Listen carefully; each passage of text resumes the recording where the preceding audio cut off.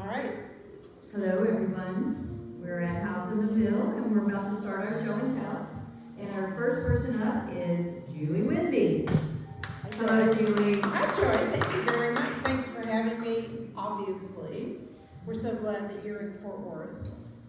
I did bring my dry cleaning because I know this used to be a dry cleaner. So, and also, if you want a case, pick up a case of gin at Oasis Liquors. That's cool too. I know Sharon over there has said, oh God, I sound like I'm on a cruise ship. The very cheesy cruise ship, which Reflections is kind of cruise ship thing, no, it's not. I want to take this painting home and keep painting on it because it took me about 2 years to get it to where I would let it go. And the title of it is Writer's Block. And so I've also done some writing, and I know what it's like to put something down and take it back, and put something down and take it back. And so that's what this painting has been for me. It's beautiful. Well, that's very kind of you, but if I were to take it home, one of the things I would noodle, I think, if you want to call it that, is take some of the lights up in here and really bring it down in more of a watery feel at the bottom half. I can critique my own work. Yes, but it's still beautiful. Yeah, and I'd probably put his coat blue, and then I'd hate it, and then I'd paint it back to what it is. Well, I'm going to sell it before it goes. I hope you sell it. I would love to say, every artist has more than one painting in their studio that I'm still working on it, constantly working. As a matter of fact, in my studio, I will have, when I go in, if I haven't been in the studio for a couple of days, I'll put up 2 or 3 paintings and work on those to get warmed up, as a warm-up, before I'll start something new. So, yeah, that's kind of how this came to be, so many different colors. This was the work on painting. And I have a second painting here. It's called Reflection. What did I call it? I don't remember what I called it. What I've actually called it Reflection. It's the beach painting. And I do a lot of beach paintings. So, should I walk over there? I'm afraid I'll trip. Yes, but why are you a fan of beach paintings? Why am I a fan? That particular painting that photo was taken in Laguna Beach. And why am I a fan of beach paintings? That's a great question. One of the mentors that I've worked with over the years, Peggy Kroll Roberts, why am I a fan of the light, the shadow, the golden light, the lavender shadows. I love painting the figure. So I think we should go look at it at this point. all right. Shut this off while we wait. No. So this painting, actually, the fun about this was I wound up putting a Indian yellow glaze over it. I had painted it and it was a little too unlively. So I went back over the finish and glazed it. And when you say glazing as an artist, that typically means linseed and a little turpenoid or turpentine, if you can stand the fumes, a piece of muslin, and you work that, and then you go over your dry, which is called a sfumato, and impart a glaze, literally. So that figure on the right it just looks like all the boys I went to high school with. You know, I don't think there was a guy in my high school who didn't have hair down to here in 1972, 1973. And the little girl.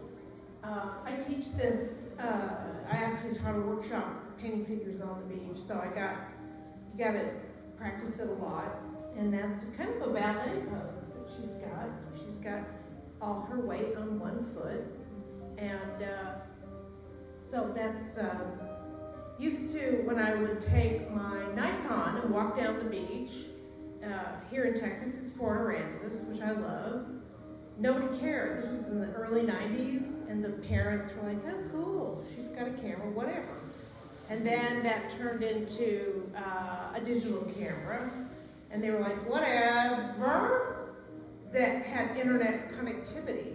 And then it was the cell phone, and parents by that time were getting their kids out of the way. You just can't do that anymore. You can't take unposed pictures on the beach of nice people's kids. Yeah. So I carry my business cards, and I introduce myself, and I tell them a little bit about myself. By that time, they're like, hey. So it's not unposed anymore. So that's that. That's good. Wow. I'm just curious, what made you start to do art? Oh my, I can't even remember not doing art. I think my brothers and I used to do Charles Schulz Peanuts, just copying. It's mimicry. I mean, I'm a mimic, so it's mimicry, a lot of it. I think that's where a lot of people get started in art, is they see good art, and they see something they want to replicate. So it's very hard to be original in art, because so much of what we do is informed by those people who we admire. So for me, it was Norman Rockwell, and I would try to copy the way he drew people, and that was very challenging because he was primarily an illustrator, and everything had to be, very specific. And then I started looking into the Impressionists later and how they would move color around out of those boundaries. It's just a constant. I worked at an animation studio in the 1970s. Somebody was asking me, and you're just doing these tiny little things on celluloid with vinyl paint, so I tend to paint the smaller canvas just because I'm used to looking down. Did a lot of pen and ink illustration for years. I know a lot of people who were illustrators, fashion illustrators. I love fashion illustration, but then the digital camera came, and so that's my story. If you had any advice to give to young painters, what would it be? Paint. Just plow ahead and take those voices in your head and accommodate them. They're going to be there. You can't get rid of them. Just tell them to sit down for a little while and just paint. Go to get critiques whenever you can. Get really informed critiques. And it's going to be hard, but this is your life's passion, and you'll get better. Or go make soup. Do we have any questions for our lovely friends here? Anyone? Nobody. That's fine. I answered them all. Thank you, Julie. You're so welcome. Just to know that she is going to be teaching a class here soon. January. Painting children's portraits. Yes, it's a serious one. So. It is a serious. Well, yeah, it's kind of serious. Yes, Serious. Thank you, my serious friend. You're welcome. Okay, thank you, George.